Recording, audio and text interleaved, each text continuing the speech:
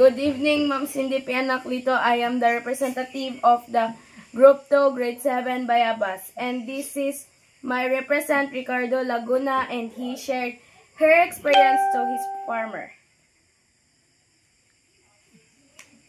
Number 1 question.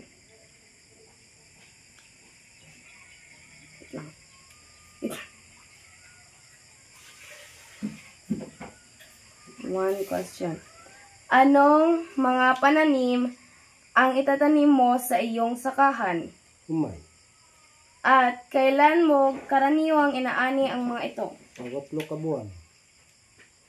Anong mga kasangkapan o makina ang ginagamit mo upang tumulong sa pag-ani? Tracer.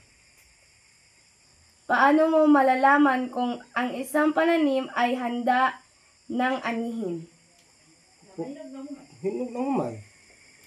Anong mga hamon ang kinakaharap mo sa panahon ng pag-aani? Hamon. Hamon is bagyo.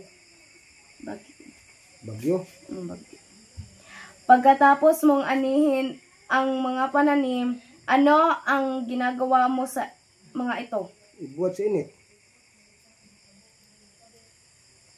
Paano mo iniimbak ang mga inaning pananim upang manatili itong sariwa? Ibuhat sa init. Ibenta mo ba kaagad ang iyong mga pananim pagkatapos anihin? Para sa pamilya.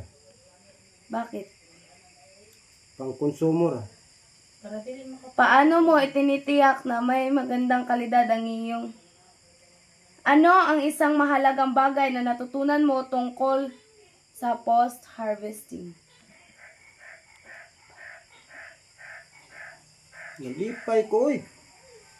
Na makakaon ta.